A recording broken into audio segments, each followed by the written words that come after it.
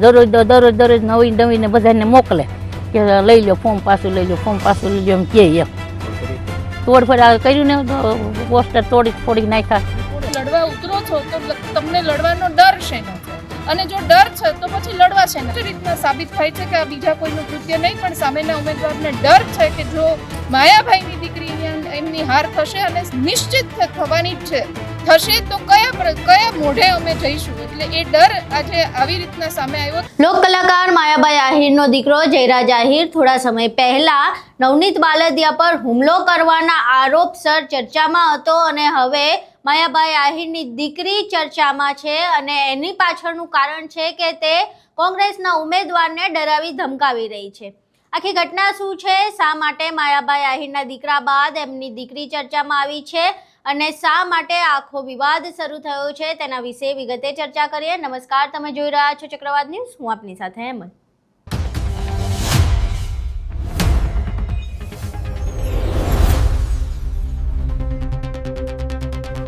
બગદાણા વિવાદમાં માયાભાઈ આહિરનો દીકરો જયરાજ આહિર ખૂબ જ ચર્ચામાં અને વિવાદમાં રહ્યો હતો।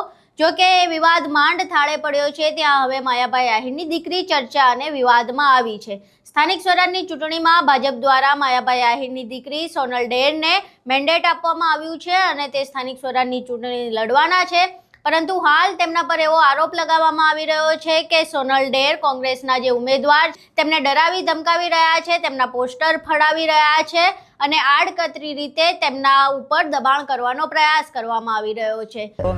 રોજ અમને પૂછવા દબાણમાં આવે કે તમે ફોર્મ પાછું ખેંચી લો, રોજ બધા આવે અમને દબાવવા એમ કે ફોર્મ પાછું ખેંચી લો એમ, તમે આ લડો ને ચૂંટણી ન લડો એમ।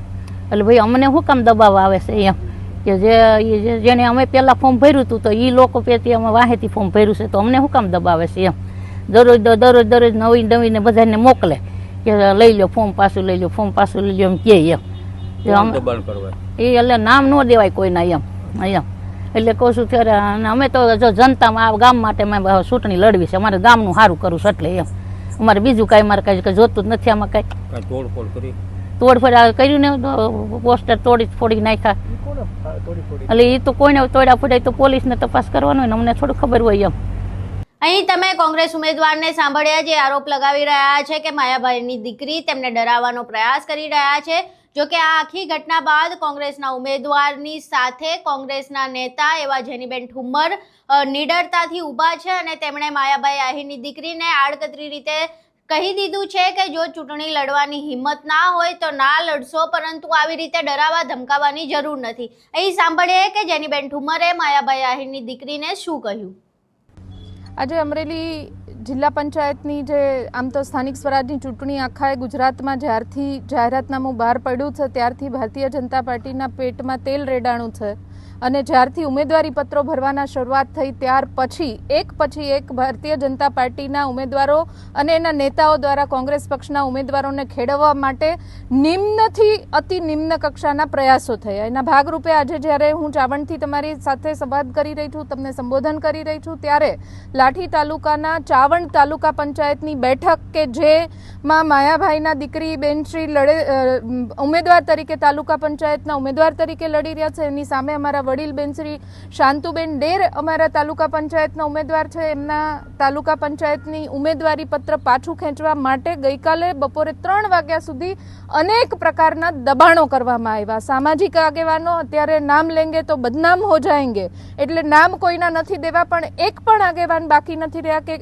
એક છેલ્લી કક્ષાનું દબાણ ન કર્યું હોય, છતાં પણ અકબંધ રહ્યા। વડીલ છે, એમણે એમની રીતના ખૂબ બધી હિંમતથી એમના પરિવારજનોને પણ હિંમત આપી છે કે વડીલ તરીકે હું બેઠી છું ત્યાં સુધી કોઈ તમારું ક્યાંય વાળવા કોઈ નહીં કરી શકે। ત્યારે આ ઉમેદવારે જ્યારે આજે કાર્યાલય ખોલવાનો નિર્ધાર કર્યો ત્યારે એમના જે પોસ્ટરો હતા એના ઉપર તોડફોડ કરીને ફાડી નાખવામાં આવ્યા। એટલે કઈ કક્ષાની રાજનીતિ ઉપર ભારતીય જનતા પાર્ટી જવા માંગે છે હું નથી સમજી શકતી। આજે મેં પોસ્ટ દ્વારા પણ મારો આક્રોશ વ્યક્ત કર્યો છે કે આ પ્રકારનું રાજકારણ જો તમે લડાઈના મેદાનમાં ઉતર્યા છો તો લડવાનો ડર શાના માટે લાગે છે, અને જો ડર લાગે છે તો લડવા શેના માટે ઉતરો છો? એટલે જે પ્રકારે આટલા મોટી કક્ષાના વ્યક્તિ હોય એમના જ્યારે દીકરીબા લડી રહ્યા હોય ત્યારે એમના વિસ્તારમાં આવું થાય ખરેખર નિંદનીય કહેવાય. આગળ હું અમારા ઉમેદવારને પોતાની જે આખી વ્યથા છે એ ઠાલવવા માટેની વિનંતી પણ કરીશ કે એ પોતાના શબ્દોમાં શું પ્રકારેનું રાજકારણ એમની સાથે ફક્ત એક તાલુકા પંચાયતની સીટ જીતવા માટે પહેલા તો બિનહરીફ કરવી હતી, હવે છેલ્લી કક્ષાના પ્રયાસો કરીને જીતવા માટેના જે પ્રમાણે પ્રયાસો થઈ રહ્યા છે એ પ્રમાણે આપને વિનંતી કરીશ કે અમારા ઉમેદવાર સાથે સંવાદ કરે.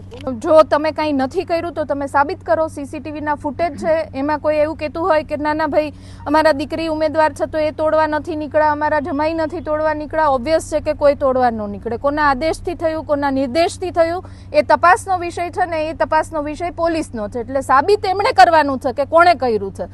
અહીંયાથી જે અમારા વિષય તપાસમાં આવ્યું છે એ પ્રમાણે ઓબ્વિયસ છે કે સામેની પાર્ટીના ઉમેદવાર જ હોઈ શકે, એટલે નથી તો એ પોલીસનો વિષય છે. અહીં તમે સાંભળ્યું કે જેનીબેન ઠુમ્મરે સીધી રીતે માયાભાઈ આહિરની દીકરી સોનલ ડેરને વળતો જવાબ આપી દીધો છે અને કહી દીધું છે કે કોંગ્રેસના ઉમેદવારો તમારી ધમકીથી ડરવાના નથી. પરંતુ હવે જે પ્રમાણે સ્થાનિક સ્વરાજનો માહોલ ગરમાયો છે એ પ્રમાણે જોવું રહ્યું કે સ્થાનિક સ્વરાજની ચૂંટણીમાં માયાભાઈ આહિરની દીકરી સોનલ ડેર જીતે છે કે કેમ, અને જે પ્રમાણેના તેમના પર આરોપ લાગે છે આ આરોપો કેટલા સાચા છે કેટલા ખોટા છે તે વિશે શું તપાસ થાય છે કે કેમ, અને જે પ્રમાણે માયાભાઈ આહિરનો દીકરો પહેલા ચર્ચામાં આવ્યો હતો અને હવે તેમની દીકરી ચર્ચામાં આવી છે, આ ચર્ચા અને વિવાદ હજુ આગળ વધે છે કે અહીં જ ખતમ થઈ જાય છે તે પણ જોવું રહ્યું. આખો વિડીયો જોયા બાદ જેનીબેન ઠુમ્મરની પ્રતિક્રિયા અને કોંગ્રેસના ઉમેદવારનો આરોપ તમામ વિશે જાણ્યા બાદ તમારું આ બાબતે શું માનવું છે, તમારા મંતવ્યો અમને કોમેન્ટ બોક્સમાં જરૂર જણાવજો. વિડીયો પસંદ આવ્યો હોય તો વિડીયોને લાઇક કરજો, શેર કરજો અને અમારી ચેનલને સબસ્ક્રાઇબ કરવાનું ભૂલશો નહીં. નમસ્કાર.